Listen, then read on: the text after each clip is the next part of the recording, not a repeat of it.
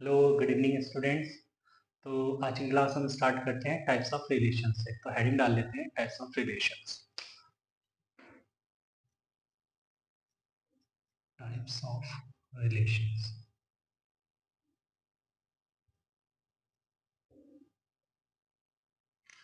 तो first relation आता है नल और वॉइड और एम्प्टी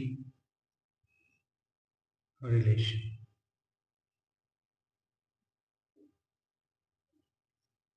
ठीक है, तो इसमें लिखते हैं, देखते हैं कि क्या है ये empty relation. A relation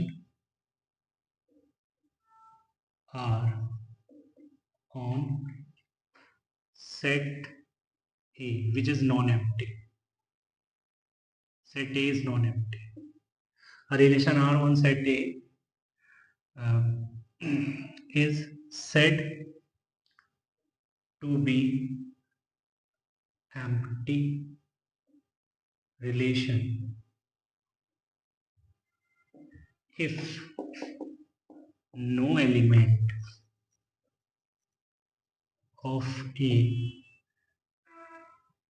is related to any element of A. Right है भाई? तो हमने ये लिखा है कि set A which is non empty given है हमको, हम उस सेट ए पर रिलेशन डिफाइन करने जा रहे हैं। अब हम ये देख रहे हैं कि सेट ए का कोई भी एलिमेंट सेट ए के किसी भी एलिमेंट से रिलेट नहीं हो पा रहा है। जैसे फॉर एग्जांपल हम एक स्कूल की बात करते हैं कि school which is a girls school, ठीक है। उसके अंदर सारे के सारे जो स्टूडेंट्स हैं वो ऑब्वियस है गर्ल्स ही होने वाले हैं, ठीक है। अब मैंने उस स्कूल पर एज अ सेट कंसिडर करके मैंने एक रिलेशन डिफाइन किया कि A is a brother of B, right. अब क्योंकि गर्ल्स स्कूल है तो वो कैसे ए बी का ब्रदर हो सकता है ना। अब यहाँ पर ऐसा तो हो नहीं रहा है कि भाई हम ऐसे बोल रहे हैं कि दीदी ब्रो, है ना, या दादी ब्रो, ऐसा तो कुछ नहीं चल रहा है। तो अगर हम देखें तो वो जो रिलेशन होगा उस पर्टिकुलर सेट पे, उस पर्टिकुलर स्कूल पर, वो एम्प्टी होने वाला है। तो उसी बात को हम यहाँ लिख लेते हैं। For example let A be a set of students of all students of a girls school. Let a relation R is defined on A given by R is equal to the set of all ordered pairs A comma B such that B is a brother of A, right, is an empty relation. ओके, तो ये चीज clear है। तो ये जो relation है वो एम्प्टी रिलेशन है। अब नेक्स्ट रिलेशन पर आ जाते हैं which is universal relation. Universal relation, इसको भी पहले डिफाइन कर लेते हैं, उसके बाद एक एग्जांपल लेके समझ लेंगे। A relation R on set A, again which is non-empty, is said to be universal relation if each element of A, if each element of A is related to every element of A, okay, हर एक element, कोई भी element हर एक element से जाकर relate कर गया है के का। फॉर एग्जाम्पल, एग्जाम्पल के बगैर तो समझ नहीं आएगा, है ना। Let A be a set of all students of a boys school. ठीक है भाई, हमने सेट ले लिया है बॉयज स्कूल का, ठीक है। Let a relation R is defined on A given by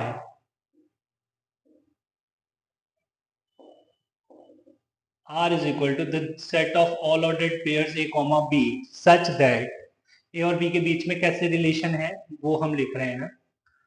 The difference between the heights of A and B is less than 4 meters.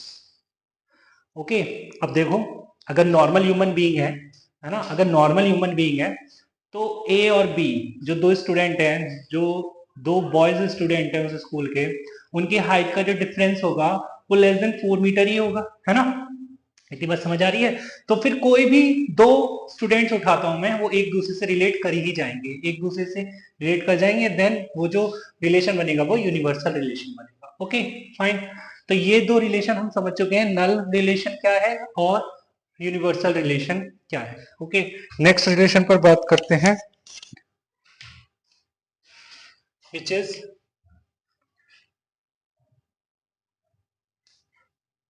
Identity relation. Okay, तो आइडेंटिटी रिलेशन हेडिंग डाल लेते हैं, identity relation.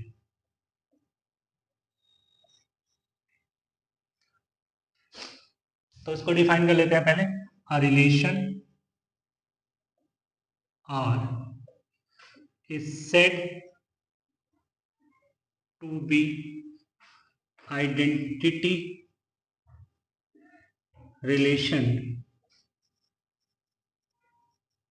On set A which is again non empty, तो बार बार लिखने की जरूरत नहीं है। If each element of A is related to itself only, right? हर एक एलिमेंट अपने से ही, केवल अपने से ही रिलेट करेगा सेट ए का, तभी उस सेट ए पर हम रिलेशन आर को आइडेंटिटी रिलेशन बोल सकते हैं। फॉर एग्जाम्पल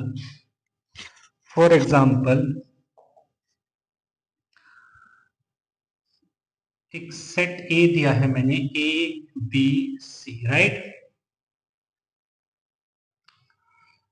अब सेट ए दिया है ए बी सी, इसके अंदर एलिमेंट्स ए बी सी हैं, और मैंने R1 को कुछ इस तरीके से डिफाइन किया है, A B B and C C, A B B and C C. तो R1 जो है ना वो क्या है, आइडेंटिटी रिलेशन है। क्यों? क्योंकि क्या बोला था कि हर एक एलिमेंट, सेट ए का हर एक एलिमेंट अपने से ही एसोसिएट करेगा और केवल अपने से ही एसोसिएट करेगा, ठीक है। तो ये आइडेंटिटी रिलेशन हो गया बाय डेफिनेशन। तो ठीक है, आगे बढ़ते हैं। अच्छा, इट इज, मैं ये भी लिख देता हूं, it is generally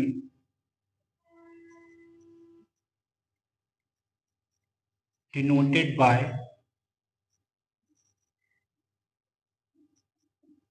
I. Generally I A से डिनोट कर देते हैं, है ना, आइडेंटिटी रिलेशन को। ऐसा कुछ बहुत हार्ड एंड फास्ट नहीं है। चलिए, तो नेक्स्ट रिलेशन पर आते हैं, and which is reflexive relation. Fourth type आता है reflexive relation.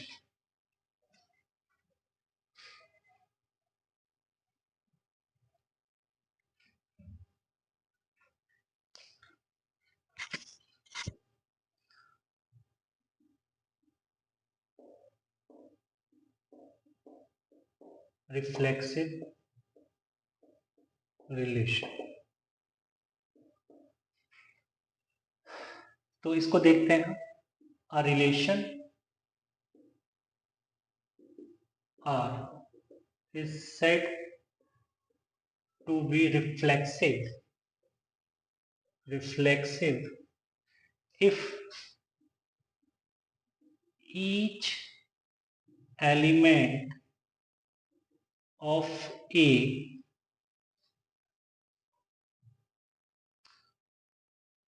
is related to itself। अब देखो, बस यहीं पे देखना है हमको, ठीक है, क्योंकि यहाँ पर बच्चा देख रहा है और बच्चा हो रहा है भर भर के कंफ्यूज। ठीक है, वो कैसे कि यहाँ पे अगर मैं इस वर्ड को इग्नोर कर दूं ओनली को, तो डेफिनेशन तो सेम ही है। ठीक है, a relation R is said to be reflexive relation on set A पर ही तो बात हो रही है। If each element of A is related to itself, और उसमें लिखा इटसेल्फ ओनली। यहां पर मैं समझाता हूं कि यहां पर ये कैसे आइडेंटिटी रिलेशन से अलग है। सेट ए लिया मैंने 1 2 3, राइट, और मैंने रिलेशन एक R2 लिखा इस तरीके से 1 1 2 2 3 3। अब यहां तक देखिए, उसमें लिखा था हर एक एलिमेंट अपने से रिलेट करेगा, तो 1 से 1 रिलेट कर गया, 2 से 2 एंड 3 से 3, तो ये तो रिफ्लेक्सिव हो गया। मैंने कहा हाँ ठीक है हो गया। तो सर ये तो आइडेंटिटी भी हो गया। हाँ हो गया, बट अगर मैं यहां पर 1 3 लिख देता हूं तब भी ये रिफ्लेक्सिव रहेगा, क्योंकि उसकी डेफिनेशन क्या है, हर एक एलिमेंट अपने से एसोसिएट करेगा, तो वो तो कर रहा है ना। इतने के लिए अगर इस ये आ भी जाता है तो क्या प्रॉब्लम हो रही है, रिफ्लेक्सिव तो रहेगा ही रहेगा, बट इसको प्रॉब्लम हो जाएगी क्योंकि उसने बोला है केवल केवल और केवल अपने से ही रिलेट करेगा। ठीक है, तो इज इसको मैं लिख सकता हूं is reflexive relation. And suppose करो मैंने R3 कुछ इस तरीके से ले लिया 1 1 एंड 2 2। अब ये रिफ्लेक्सिव रिलेशन नहीं होगा due to absence of 3,3। Okay, मतलब हर एक एलिमेंट, जितने भी एलिमेंट सेट ए के अंदर है उनका होना जरूरी है। ओके, चलिए, तो रिफ्लेक्सिव रिलेशन पर बात हो चुकी है। देन आते हैं हम सिमेट्रिक रिलेशन पर।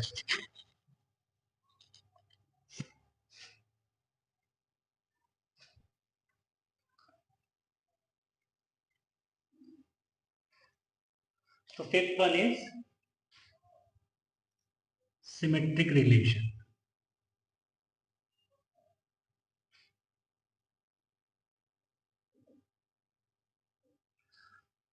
तो क्या है सिमेट्रिक रिलेशन, देखते हैं। A relation R is said to be symmetric if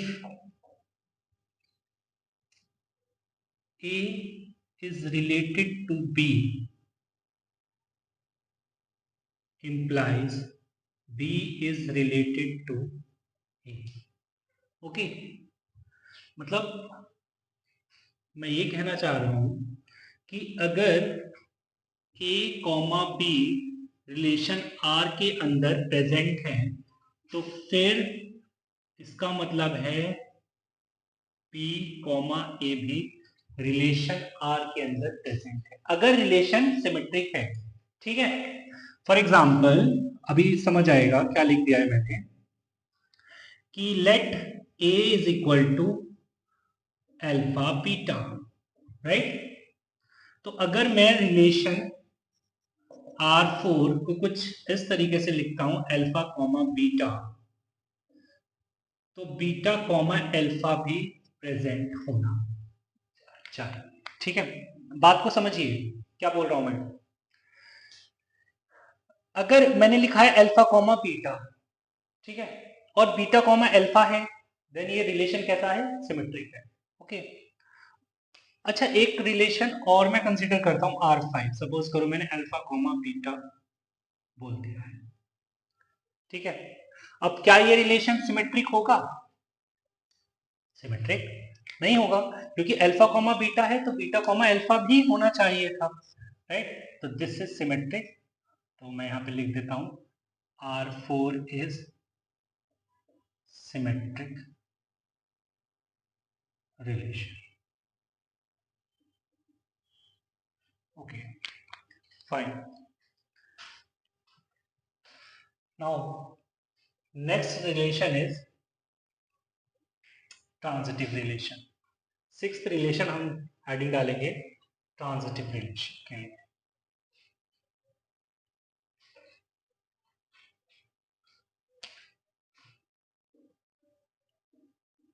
transitive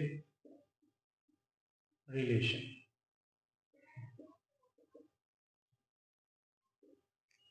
a relation R is said to be transitive relation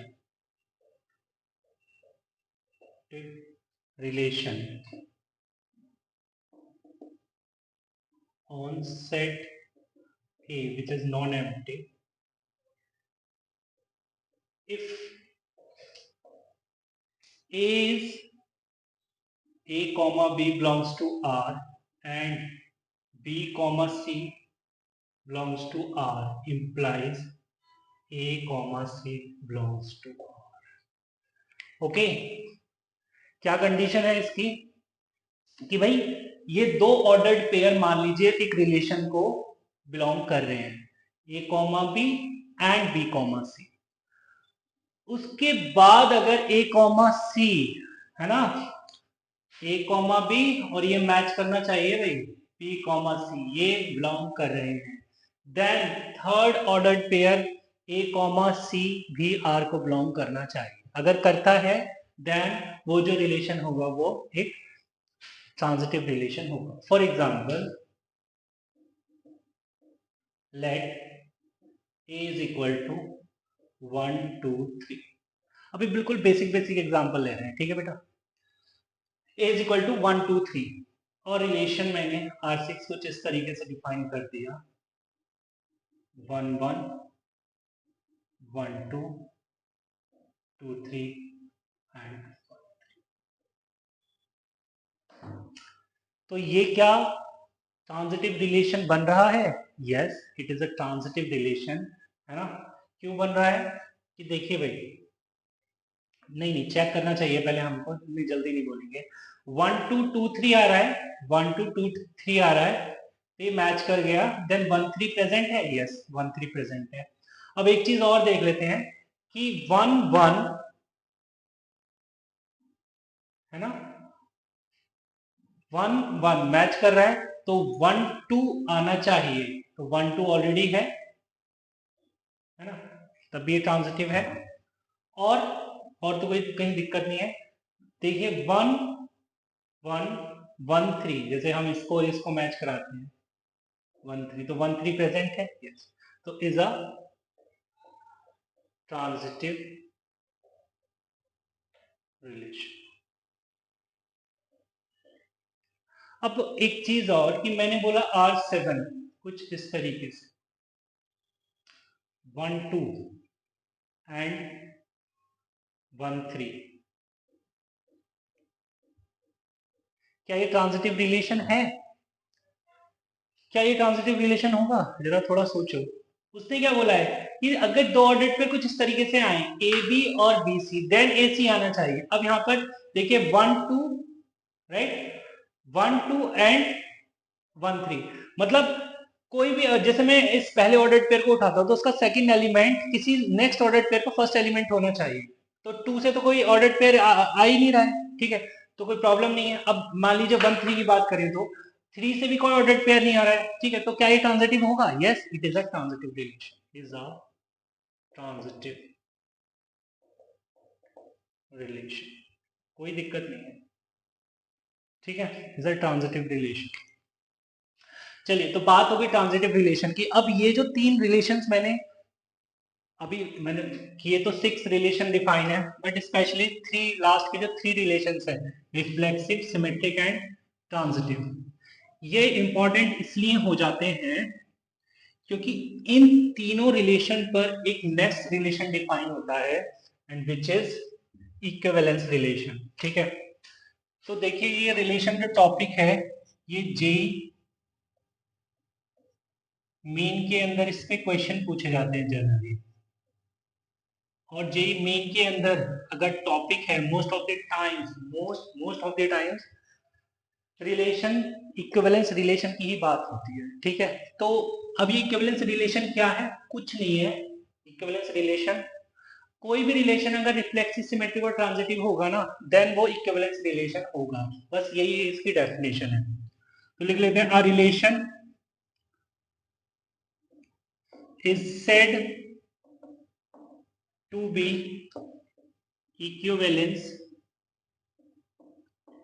if it is reflexive, symmetric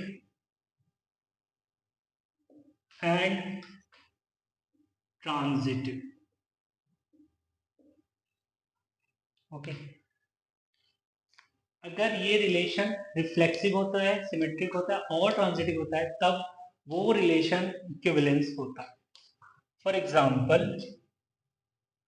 हमने बोला ए है सेट ए बी सी, ठीक है। अब मैंने R8 कुछ इस तरीके से डिफाइन किया, A A B B C C, right, A A B B and C C, इतना ही रहने देते हैं। तो देखिए, अब ये रिलेशन को मैं देखना चाहता हूँ कि इक्विवेलेंस है या नहीं है। तो पहले तो सबसे पहले तो ये क्या रिफ्लेक्सिव है? Yes, it is reflexive, A A B B and C C आ गया है, ठीक है। मतलब है तो ये आइडेंटिटी भी, बट ये रिफ्लेक्सिव तो है क्योंकि every identity relation is a reflexive relation, ठीक है। तो ये रिफ्लेक्सिव हुआ। क्या ये सिमेट्रिक होगा? हाँ, देख लेते हैं कि ए ए लाइक एक्स वाई प्रेजेंट है तो वाई एक्स प्रेजेंट होना चाहिए। अब क्योंकि वाई भी यहाँ पर एक्स ही है, एक्स एक्स, तो ए देन ए प्रेजेंट है, yes, B B then B B present है, yes, C C then C C present है, yes, so it is symmetric as well. Now ये चेक करते हैं क्या ये ट्रांजिटिव है। भाई देखिए, ए राइट, तो कोई दूसरा ऑर्डर्ड पेयर ही नहीं है जो ए से स्टार्ट हो, ठीक है, तो वो तो ट्रांजिटिव है ही, है ना। तो फिर हम इसको कह सकते हैं इक्विवेलेंस रिलेशन, राइट। अब बात करते हैं एक रिलेशन, नाइन्थ रिलेशन, कि ए बी बी सी सी और ए सी, इसकी बात करते हैं। अब यहां तक तो ठीक था, ये तो इक्विवेलेंस रिलेशन था। अब ए सी आ गया। अब ए सी अगर आ गया तो सी ए को भी आना चाहिए था, क्यों? तभी तो वो सिमेट्रिक बन पाता। Then it is not symmetric, अगर सिमेट्रिक नहीं है तो फिर ये इक्विवेलेंस भी नहीं है, इज नॉट इक्विवेलेंस रिलेशन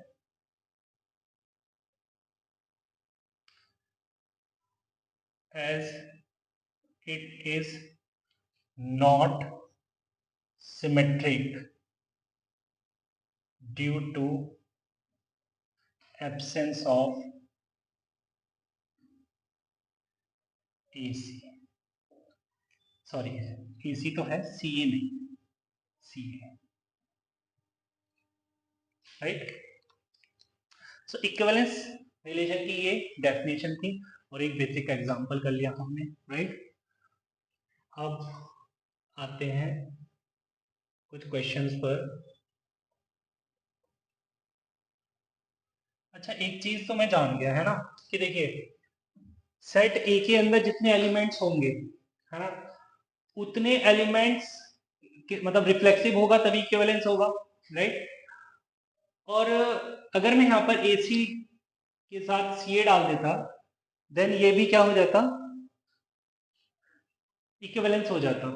तो मिनिमम अगर हमें ऑर्डर्ड पेयर चाहिए तो उतने ही ऑर्डर्ड पेयर चाहिए जितने आइडेंटिटी रिलेशन के लिए बनते हैं ऑर्डर्ड पेयर। तो कहने का मतलब ये है कि जितने नंबर ऑफ एलिमेंट सेट ए के अंदर हैं उतने ही ऑर्डर्ड पेयर हमें मिल जाएं। तो हमारा ऑर्डर्ड पेयर मिलने से मतलब ये है कि सेम टाइप के ऑर्डर्ड पेयर मिले, ठीक है, तभी वो इक्विवेलेंस हो पाए। मतलब मैं यहाँ पे बस एक नोट डालने की कोशिश कर रहा हूँ, ठीक है, और वो ये है कि every identity relation is reflexive as well as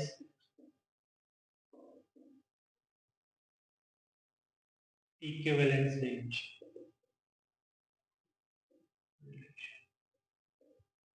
बस मैं ये बताना चाह रहा था, ठीक है। ओके, नाउ नेक्स्ट आते हैं, एक क्वेश्चन लिख लेते हैं। क्वेश्चन इज कि late R1 and R2 be two equivalence relation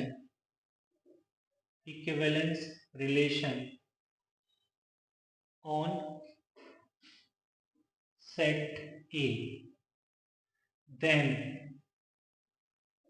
R1 union R2 is always, options दे देता हूं।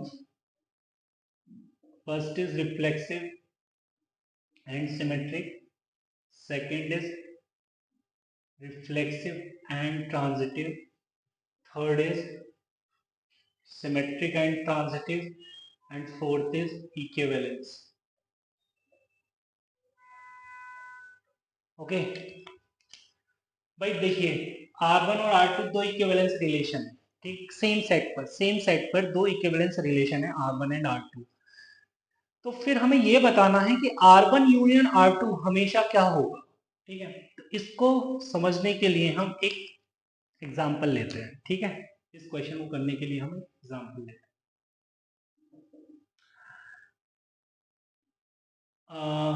एग्जाम्पल लेते हैं, set A is A B, late,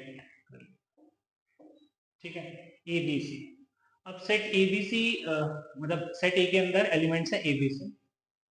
अब मैंने R1 को लिया कुछ इस तरीके से, ए, अगर इक्विवेलेंस है तो ए बी बी और सी सी आना तो कंपलसरी है, ठीक है, एंड ए बी, और अगर ए बी लिया है तो फिर बी ए बी लेना होगा। It is equivalence, right.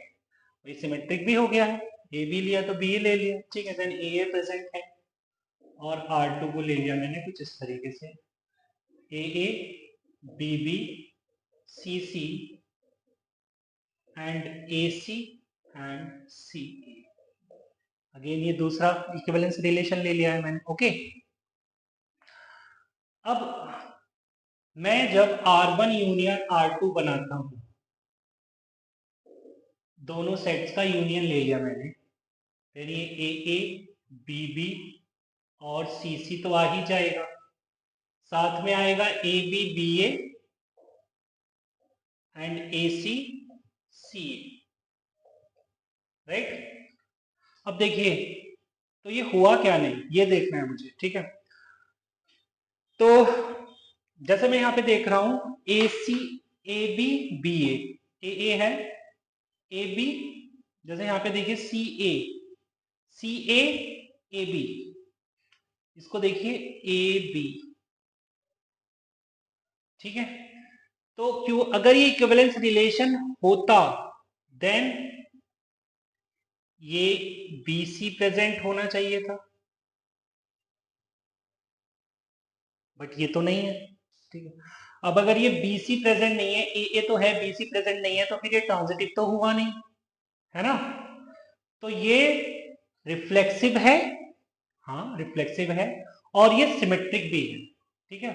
तो मैं कह सकता हूं not transitive, not transitive, right, absence of BC, right. इसी तरीके से मैं कह सकता हूं कि जैसे यहाँ पे देखिए ये ए मैच कर गया, ठीक है, तो बी ए सी, तो बी सी, राइट, तो बी सी नहीं है, तो मैं कहूंगा this is reflexive and symmetric, not transitive, ठीक है। तो यही पूछा था कि क्या होगा हमेशा, तो रिफ्लेक्सिव होगा, रिफ्लेक्सिव होगा तो सिमेट्रिक भी होगा, राइट। चलिए, तो ये क्वेश्चन हो गया है। एक नेक्स्ट क्वेश्चन हम उठा लेते हैं। Question is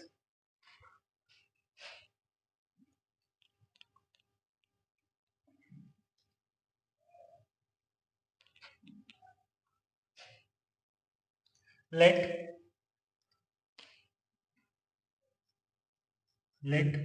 a relation R1 is defined on the set of real numbers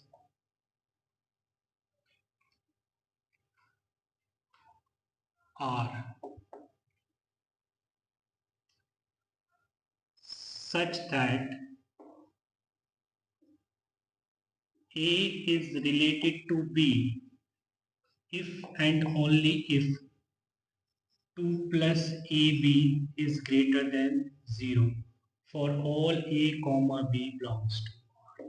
मतलब ये कह रहे हैं, अच्छा बेटा इस सिंबल को हम क्या बोलते हैं, ये डबल इम्प्लीकेशन का साइन होता है, इसको बोलते हैं इफ एंड ओनली इफ। मतलब इसको इस तरीके से रीड करते हैं, डबल इम्प्लीकेशन का साइन इफ एंड ओनली। तो ये कह रहे हैं कि 2 प्लस ए बी जो है वो किसी भी रियल नंबर के लिए, जो ए और बी है, यहाँ पे ए और बी जो है वो रियल नंबर्स है, कोई भी रियल नंबर्स होंगे, 2 प्लस ए बी जो होगा हमेशा ग्रेटर देन 0 होना चाहिए। देन शो दैट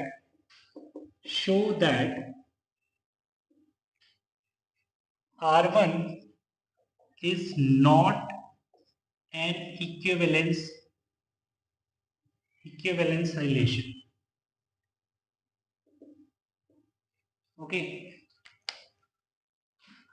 तो हमें ये बताना है कि R1 जो है वो इक्विवेलेंस रिलेशन नहीं है, ये शो करना है मुझे। तो इक्विवेलेंस रिलेशन होने के लिए रिलेशन को रिफ्लेक्सिव, सिमेट्रिक और ट्रांजिटिव होना चाहिए, ठीक है। अगर कोई एक भी नहीं हुआ, तीनों में से कोई एक भी नहीं हुआ, देन ये इक्विवेलेंस रिलेशन तो नहीं होगा, ठीक है। चलिए, तो इसको हम प्रूव करते हैं, शो करते हैं, किस तरीके से करेंगे, ठीक है। तो पहले तो सबसे पहले बात करते हैं रिफ्लेक्सिविटी की, फॉर रिफ्लेक्सिविटी,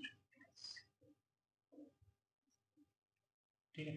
अगर रिलेशन रिफ्लेक्सिव है, ठीक है, तो अगर A comma A belongs to R implies 2 plus A square greater than 0, क्योंकि यहाँ पर रिफ्लेक्सिव रिलेशन के लिए क्या होता है भाई, B को भी हम A से रिप्लेस कर देंगे, राइट। रिफ्लेक्सिव रिलेशन का मतलब यही है ना कि यहाँ पर जो B है उसको भी A होना चाहिए। तो अगर मैं ये देखता हूँ क्या ये रिफ्लेक्सिव रिलेशन है, तो ये कंडीशन ट्रू होनी चाहिए, 2 plus a b greater than 0। अब यहाँ पे अगर ऑर्डर्ड पेयर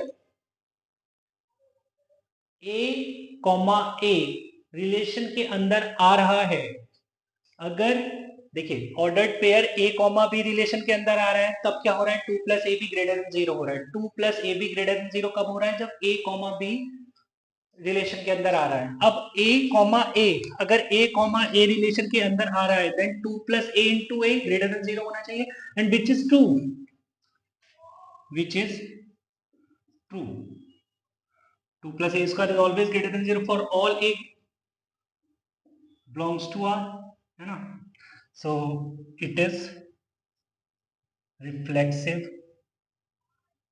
relation।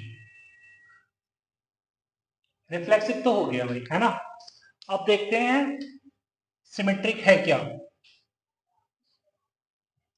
सिमेट्रिक देखते हैं, सिमेट्रिक के लिए क्या होगा, अगर a कॉमा बी रिलेशन के अंदर आ रहा है, देन b कॉमा a भी आना चाहिए। ओके, तो सेकंड इज फॉर सिमेट्री, तो a comma b belongs to R का मतलब है कि 2 plus a b greater than 0 होगा। If b comma a belongs to R implies 2 plus b a greater than 0 होगा। तो अगर 2 plus a b greater than 0 है, देन 2 प्लस बी ए भी तो ग्रेटर देन 0 ही होगा ना, विच इज ट्रू।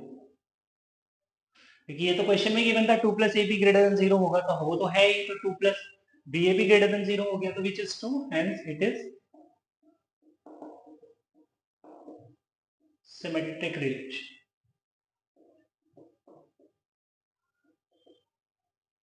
है ना।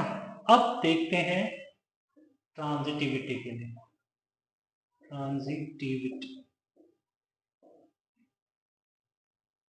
अगर a कॉमा बी आर को बिलोंग करता है, right, then 2 plus a b greater than 0 हो जाएगा, and b comma c R को बिलोंग करता है, तो 2 plus a b c greater than 0 हो जाएगा, राइट।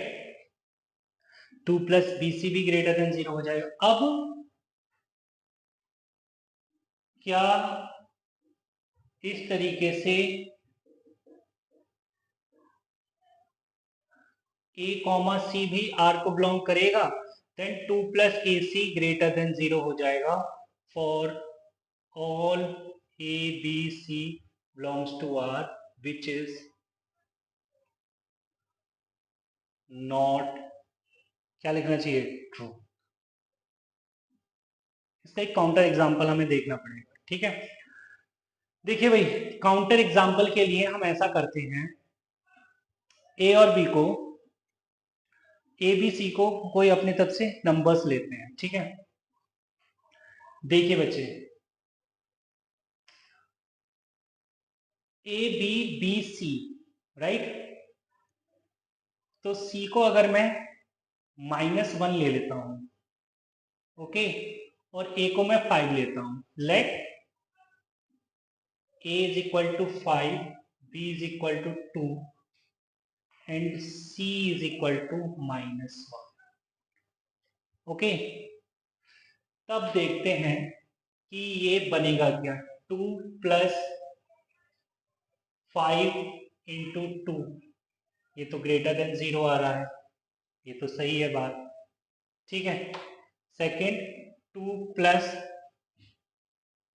अच्छा इसको मैं एक काम करता हूँ और इसको छोटा कर देता हूँ, इसको 1/2 कर देता हूँ, ठीक है ना, कोई दिक्कत नहीं है। तो ये 1/2 हो गया, okay fine. 2 plus 5 into 1/2 again greater than 0 ही रहेगा। 2 प्लस 1/2 इंटू -1, ठीक है, तो -12, मतलब 2 में से -12 करेंगे तब भी ग्रेटर देन 0 ही रहेगा, ये भी बात सही है, ठीक है ना। बट अगर मैं देखता हूं third condition, 2 plus 5 into -1, okay, 5 into -1 which is less than 0. 2 plus -5 तो ये लेस देन 0 आएगा। तो ये तो गड़बड़ हो गई, क्योंकि ये तो पॉजिटिव, मतलब ये तो हमने बोला था कि ये तो पॉजिटिव है, बट ऐसा तो है नहीं, इसलिए बात हो गई गड़बड़। तभी मैंने बोला है कि विच is not true, true, which is not true, which is not true. तो hence given relation is not equivalence. Okay, so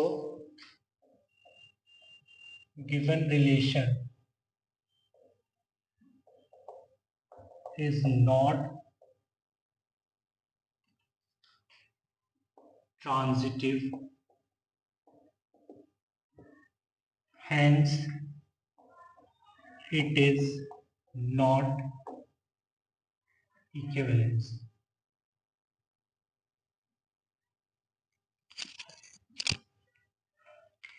right, एक क्वेश्चन लिखते हैं जो कि होमवर्क रहेगा, ठीक है। Let R1 and R2 are two symmetric relations